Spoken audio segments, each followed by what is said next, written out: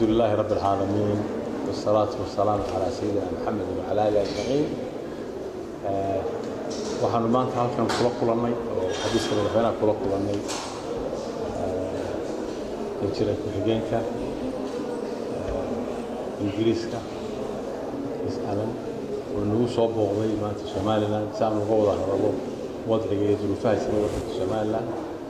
waxaan u sharaxnay Somaliland inay tahay ummad nabad jecel soo dhaweynaysa inay caalamka ka mid noqoto koorishitaankeedu muqadas yahay jecel inaanu loo ayna tahay inay xasiliso waddankeeda gudaheeduna ay caan yihiin lana yaqaano hadday Ingiriis yihiin ayaga markii xuduudaha dhigooda aad iyo aad u yaqaana Somaliland ayna marna ogolaanayn in ka aqbalayn in aan meelo la isku haystaa jiraan meelo la isku haystaa ma jiro waddanka gudihiisa weeye tagista Somaliland ay hala xigtayna waxa ahayd inay dadka doonaya shirka inay ku qabtaan qalalaasaha wada ay kala erido tiina waan ku guulaysanay dadkiina aad bay noo soo dhaweeyeen Somaliland waxay doonaysaa inay dawladnimada gaarsiiso meel kastoo ka mid ah waddankeeda waa dadkayagii ayagaa noo yeeray ayagaana soo dhaweeyey waxaan u sharaxnay Somaliland inay xuduudaheedu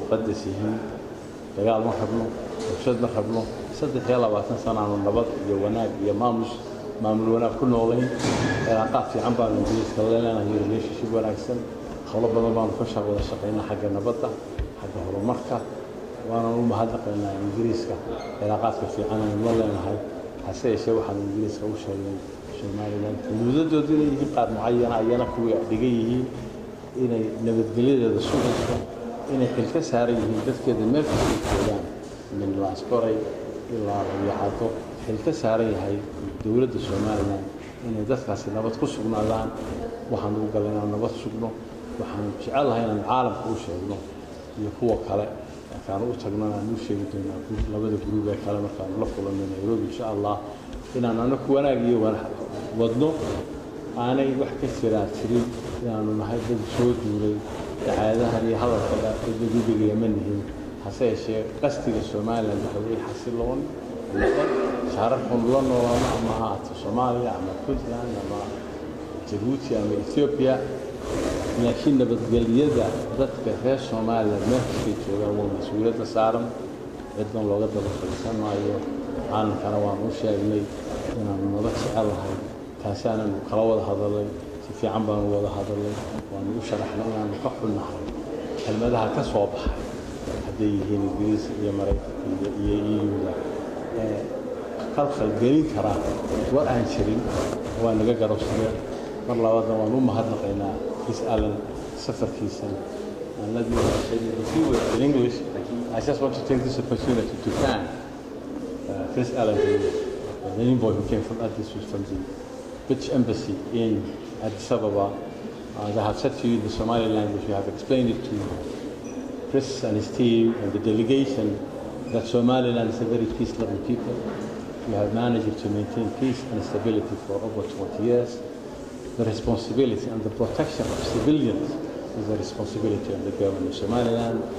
We went to Talah to stabilize and at the will of the people who live there. We went there to help.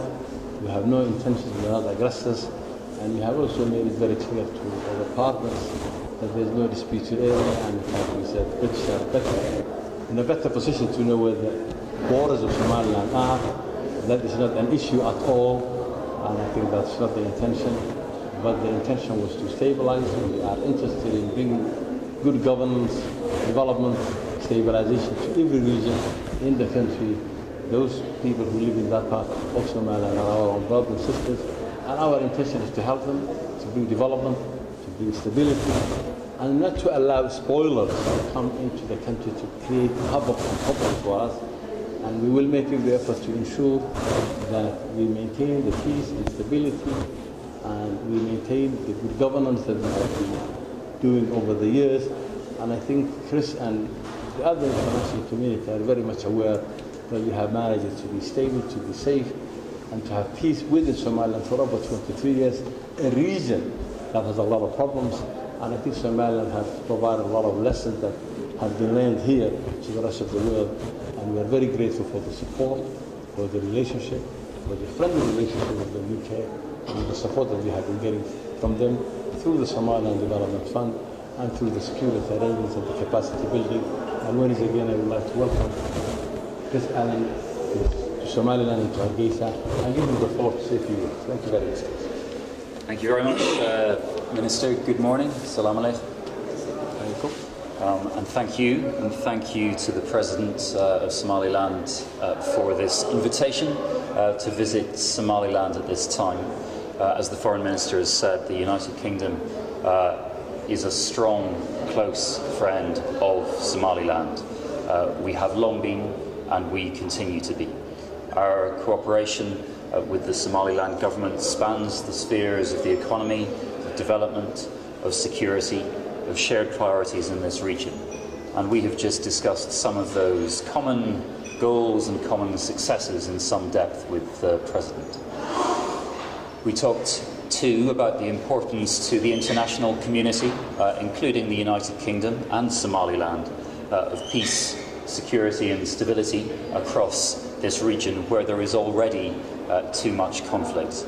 The President and the Foreign Minister were very clear on Somaliland's commitment to regional peace and security. They raised concerns about statements of the international community in recent days and weeks. I reassured them that our focus was very much on peace, security and stability, and not on taking sides in any political disputes. I made clear that for the UK, as for all of us, and for Somaliland too, I know the resolution of disputes through dialogue rather than through military force is the route that we and all others hope can be taken to ensure success. We concluded very amicably, as we always do, that the United Kingdom and Somaliland have a huge number of shared interests that we're committed to taking forward together across the security domain and across development, and celebrated some of those successes where the UK is investing very extensively in Somaliland's future, and Somaliland is our most trusted partner in this difficult region. Thank you very much. Thank you very much. Thank you so much, and thanks for coming today.